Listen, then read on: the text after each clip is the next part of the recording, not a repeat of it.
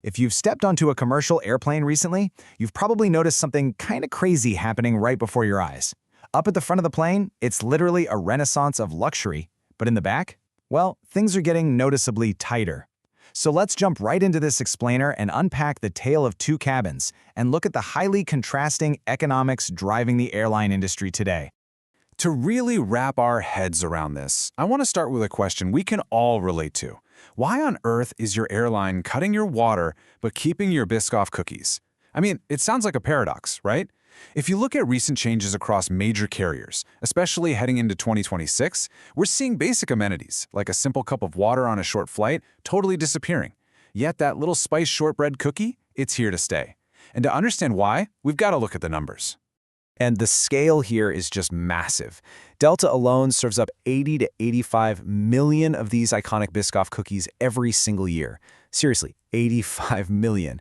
Ever since a food broker introduced them back in 1986, they've become this staple of legacy hospitality. You know, they're easy to eat, they're super easy to clean up, and flyers absolutely love them. It's a tiny, inexpensive pleasure that keeps passengers happy without slowing down the operation. Which brings us to the turnaround time trap. To really get this, we have to leave the passenger cabin for a second and head down to the tarmac. Because down there, not slowing down the operation is the single most important rule. Ground handling is this incredibly interconnected, highly time-sensitive puzzle. Think about what has to happen the exact second a plane arrives at the gate. You've got disembarkation, baggage unloading, refueling, catering, cleaning, maintenance checks, and then finally boarding the new passengers. And here's the kicker. For short-haul flights, this entire sequence often has to be completely finished in just 30 to 45 minutes. It's basically a high-stakes ballet where one single misstep ruins the whole show. If we look at some really deep dive research from Embry-Riddle Aeronautical University, you can see just how complex this gets and how specific services create major bottlenecks. Take catering, for example. Getting those heavy galley carts loaded onto an aircraft requires specialized trucks, precise timing, and perfect communication between completely different contractors. If catering is delayed, boarding is pushed back. The plane just sits there taking up incredibly valuable airport real estate, and suddenly the schedule starts to slip. So let's talk about the cost of those delays.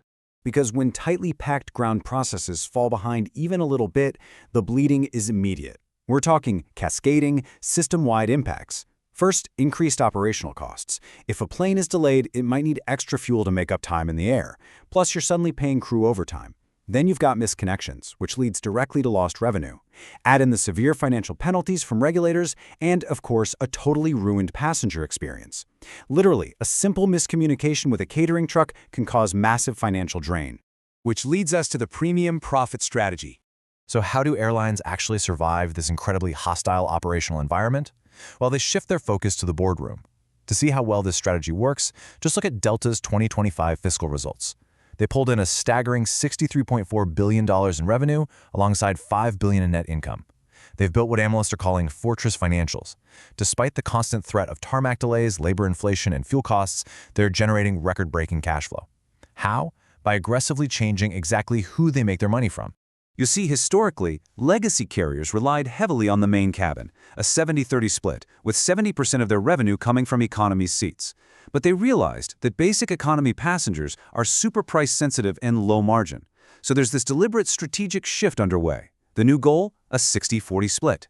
They aren't just competing on ticket prices anymore. They're competing for the total wallet of the affluent traveler, prioritizing those high-yield business and premium leisure segments. And the absolute crown jewel of this premium push is what I like to call the loyalty shield. In 2025 alone, Delta's exclusive loyalty partnership with American Express generated $8.2 billion in remuneration. Let that sink in for a second. That is billions of dollars of incredibly high-margin revenue that is completely independent of whether a flight takes off on time or if a catering truck breaks down. It's this massive, non-cyclical financial buffer built entirely on premium consumer spending. But that means squeezing the economy cabin. Because while the airlines are celebrating billions in premium revenue, what happens to the folks sitting back in row 35? While starting in May 2026, Delta is dropping drink service entirely in coach for flights under 350 miles. This affects hundreds of flights. And when you compare this to competitors, it's pretty stark. American offers drinks and snacks starting at 250 miles, and United starts at 300 miles. Passengers in the main cabin, and even in Delta Comfort, are seeing their basic experience shrink in what a lot of people feel is a race to the bottom. But hey, remember our look at the tarmac earlier? There is cold, hard business logic behind cutting that water service. First off, not loading those heavy liquids saves weight, which reduces expensive fuel consumption, absolutely crucial on short flights. Second, and probably most importantly, it dramatically speeds up ground handling. Remember the catering bottleneck? If you don't need to load heavy beverage carts, your turnaround time gets drastically faster. And finally, it limits active service time for flight attendants. It's not just about being stingy, they are engineering hyper-efficiency to combat operational costs. And that brings us to the divided future of flight.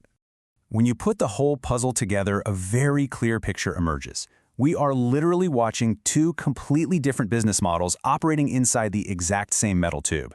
The back of the plane is being relentlessly stripped down, optimized for weight reduction, blazing fast turnarounds, and minimal service. Meanwhile, the front of the plane, massive, unprecedented investments. We're talking about airlines opening ultra-exclusive Delta One lounges in places like JFK and LAX, with private security lanes and fine dining. For premium passengers, they aren't just competing with other airlines, they're competing with luxury hospitality brands. And this widening gap hasn't gone unnoticed by the flying public. While looking at these recent cuts, one aviation consumer actually noted, and this is a direct quote, U.S. airline coach service appears to be less than third world to the rest of the international aviation community. It's a stark comparison, but if you look at airlines in Europe or Asia, it's actually not uncommon to be served a full meal in economy on a short one-hour flight.